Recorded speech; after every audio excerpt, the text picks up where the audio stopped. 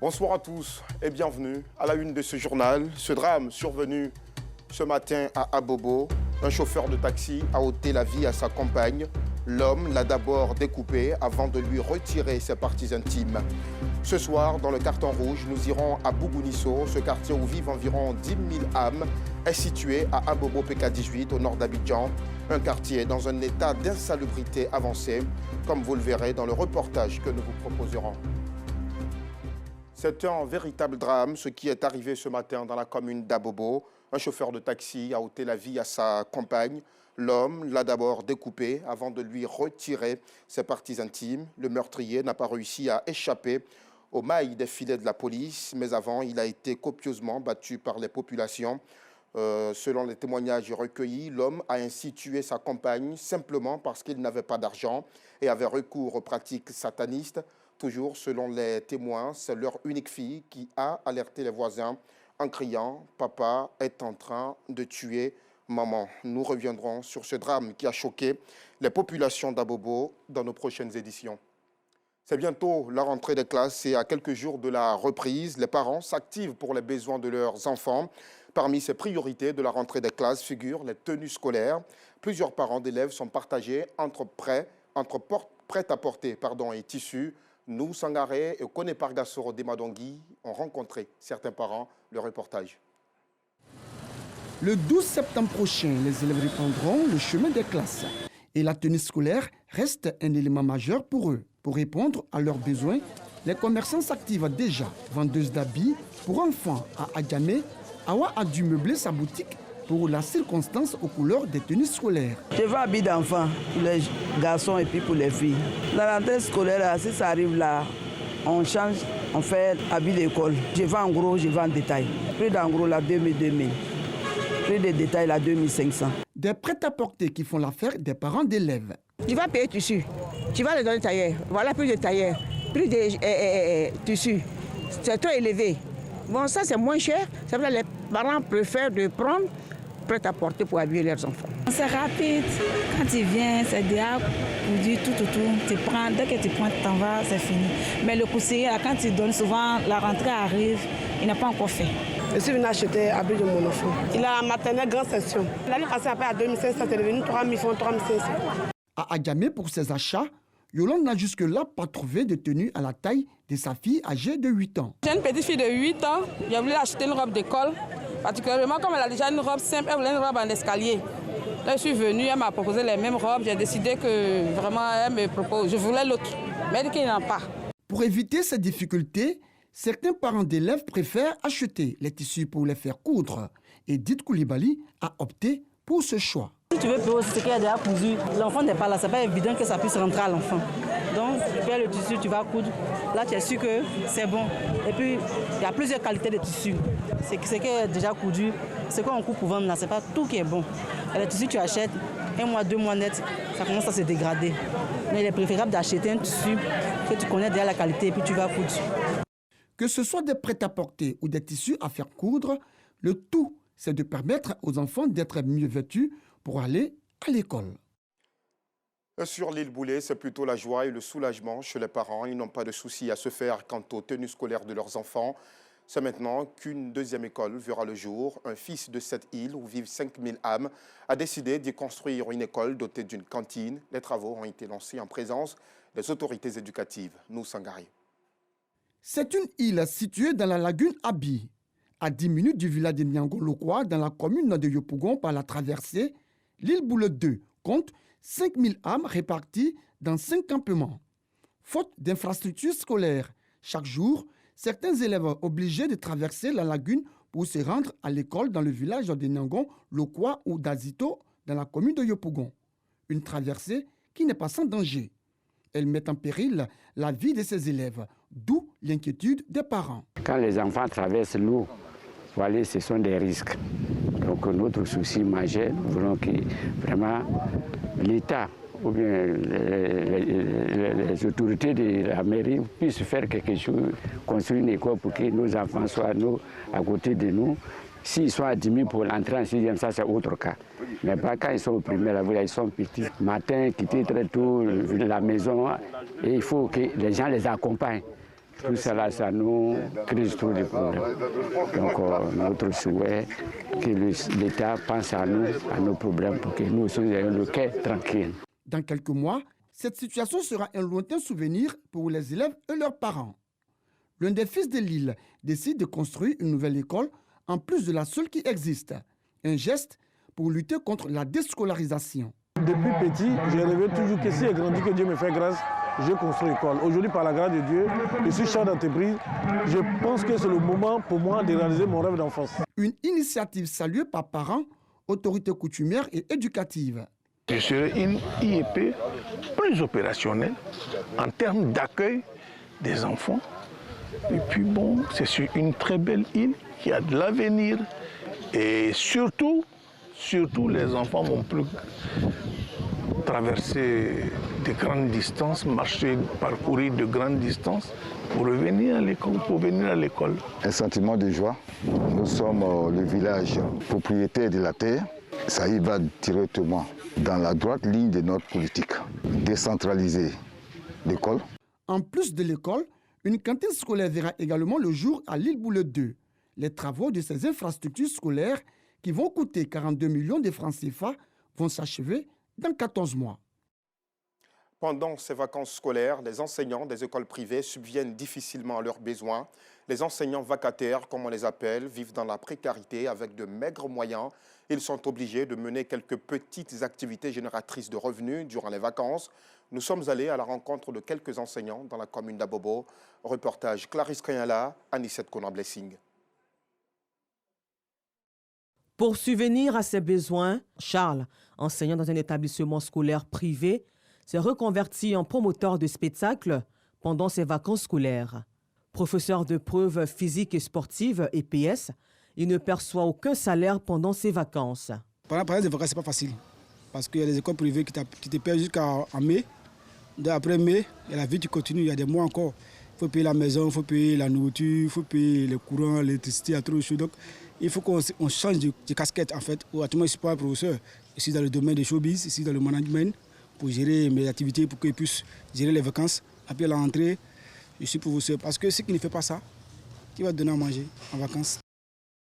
Confronté aux mêmes difficultés depuis 9 ans, Charles prie le gouvernement de se pencher sur le cas des enseignants du privé. L'État envoie les élèves dans les écoles privées. L'État doit avoir un regard. Comment on paye les professeurs là-bas? Ils sont mal payés, très mal payés. L'école on parle d'une école d'excellence. Mais les gens qui vont à l'école, tu enseignes. Moi, par exemple, au moins, j'enseignais les élèves des gens, les enfants des gens plutôt. Moi, mon enfant, on l'avait mis au dehors, par manque de moyens. Combien un professeur peut venir enseigner un enfant de quelqu'un d'autre? Lui, son enfant est dehors. Parce qu'il n'y a pas l'argent pour payer ses coûts. Le professeur, c'est le miroir de l'élève lui-même. Mais un professeur qui est mal habillé, qui est mal vêtu, qui est mal nourri, son visage frise la pauvreté, la tristesse. Quand c'est comme ça, l'élève ne le voit pas. L'élève n'a pas envie d'apprendre avec lui. Parce que le professeur lui-même n'a pas envie de donner. Mais quand le professeur est bien nourri, il est bien à l'aise, il est bien payé, quand il donne ses coups, il donne avec amour. Comme Charles, Siméon est professeur de philosophie dans une école privée depuis bientôt 7 ans. Pendant les vacances scolaires, il passe la plupart de ses journées à la maison auprès de sa famille. Siméon n'a pu se trouver une autre activité rentable. On ne perçoit pas nos salaires pendant les vacances. Je fais des cours de vacances et puis quelques petits cours à domicile. Mais ce n'est pas assez rentable au fait. Ça ne peut pas remplacer les salaires pendant l'année scolaire. Quand du coup, un père de famille qui ne parvient pas à assumer ou bien assurer pleinement son rôle de père de famille, vous voyez qu'il y a des pansements au cœur. Voilà. Les enfants sont là, il faut chaque jour assurer leur petit déjeuner. À midi, ils doivent manger. Le soir, souvent, on est obligé d'écourter certaines situations.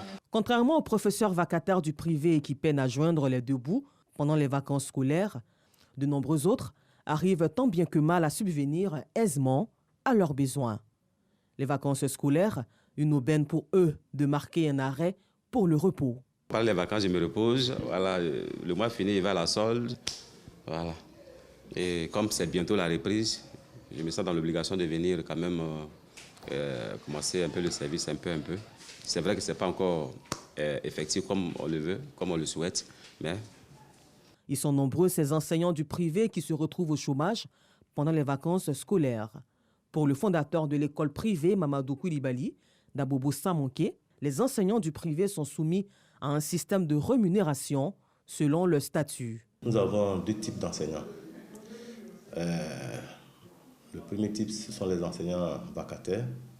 C'est-à-dire qu'avec ceux-là, nous collaborons sur une période brève, l'année scolaire, c'est-à-dire sur les 9 mois pratiquement, 9 à 10 mois. Et au cours de ces 10 mois, ils sont rémunérés en fonction. Mais maintenant, les permanents reçoivent un salaire sur les 12 mois de l'année. C'est-à-dire, chaque fin du mois, ils ont leur salaire. En attendant de rentrée scolaire prévue ce 12 septembre, ces professeurs du privé vont devoir prendre le mal en patience et surtout espérer que des personnes de bonne volonté leur viennent en aide. Et nous sommes mardi et comme tous les mardis, place au carton rouge de ce soir.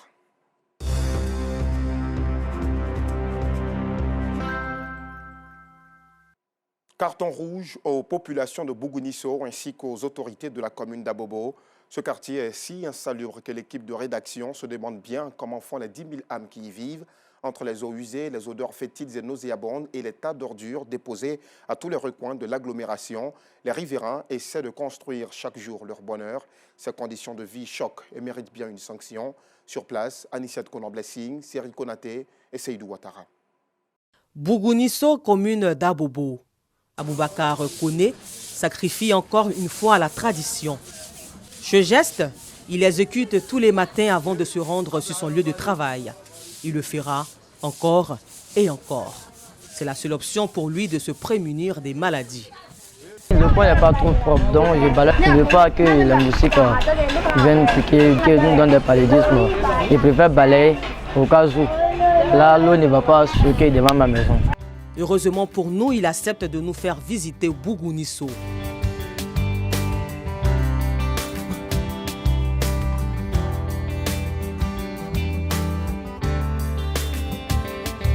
Non loin de là, Fatoumata Koulibaly vend de la tiéké. C'est dans ce décor insalubre qu'elle exerce son commerce entre ordures, eau de ruissellement et odeurs nauséabondes. Situation très gênante pour cette vendeuse et ses voisins. Les mouches nous fatiguent, donc je protège avec un sachet pour éviter les maladies. Ce n'est pas du tout facile pour nous, mais on se débrouille avec. Je me sens gênée, parce que quand il y a de la visite, ça ne me plaît pas. L'eau sale coule partout, il y a les poubelles partout, mais on est obligé de rester dedans parce qu'on n'a pas les moyens. Une situation qui ne semble pas du tout déranger Mariko, le voisin de Fatoumata. Je dis que ici, le coin là c'est comme ça. Bon, ça n'a jamais changé. Donc, quant à moi, ça ne me gêne pas. Parce que ici, il est comme ça. Il faut venir trouver que le coin est comme ça. Donc, c'est pourquoi ici, habité de ça. Pour Lamine Doumbia, fabricant de marmites, pas question de baisser les bras. Il s'évertue à rendre son lieu de travail propre. Sa santé et celle de ses clients en dépendent. Je ne peux pas faire tout. Mais mon coin là, il faut que je vais libérer rapidement. Parce que les gens vont venir là. Le coin là c'est propre, là on est content. Mais si tu viens et la saleté là, c'est pas bon.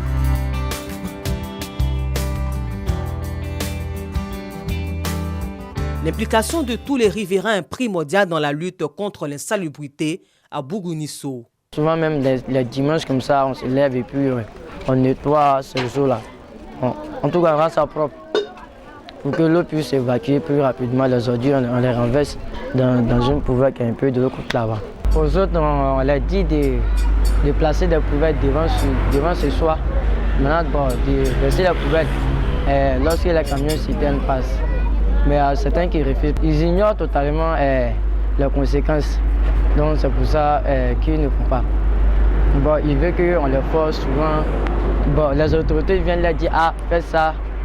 Pour qu'ils commencent à faire. Alors que la première des choses que nous on devrait faire pour que les autorités nous viennent en aide, c'est que nous-mêmes on se débrouille d'abord. À Bobo quartier BC, à l'opposé de Bougounisso, c'est plutôt la dégradation des voies qui trouble la quiétude des populations.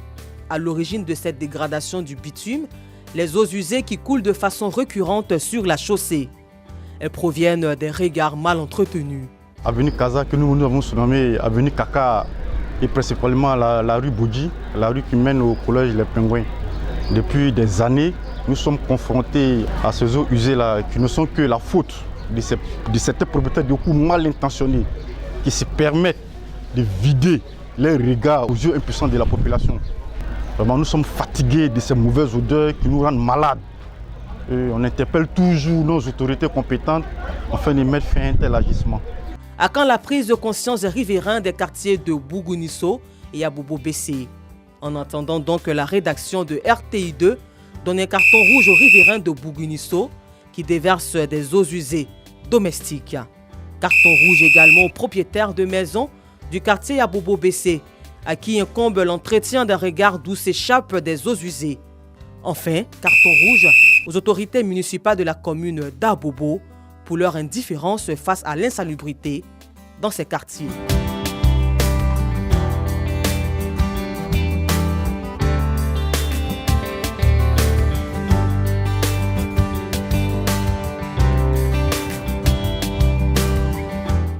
Bien sûr, carton rouge mérité, dira-t-on. Il est important de prendre soin de notre environnement immédiat. Et puis, puisque nous parlons de santé, une couveuse a été offerte à l'hôpital général de Port-Bouët. Ce don vise justement à mieux prendre en charge les enfants prématurés. Suivons ensemble ce reportage. Ce bébé de 2 mois est né prématuré à l'hôpital général de Port-Bouët. En raison du manque de couveuses dans ce centre de santé, sa mère a eu recours à d'autres méthodes. Aujourd'hui, il a des problèmes récurrents de santé. On dit que l'enfant était prématuré. On lui a pas mis dans la couveuse, c'est sur ma poitrine. Arrivé à la maison, s'il veut travailler, tout ce qu'il veut faire, lui, de l'attacher sur ma poitrine pour que ma vapeur n'a qu'à couler sur l'enfant. Là, il peut tenir ma vapeur. Comme il ne se sent pas bien, s'il vient à l'hôpital, il faut venir voir les médecins, ce qu'il ne voit pas. Selon Dr Yoboué, médecin généraliste, les prématurés doivent avoir un traitement particulier. Ils sont fragiles sur le plan immunitaire, ils font facilement des infections. Il y a plusieurs stades de prématurité. Donc, il y a environ 4 stades. Le premier, c'est environ de 37 semaines à 34 semaines. On parle des petits prématurés. C'est-à-dire qu'ils ne sont pas trop prématurés, donc petits prématurés. De 34 à 32 semaines, on parle de prématurité moyens. De 32 semaines à 28 semaines, on parle des grands prématurés.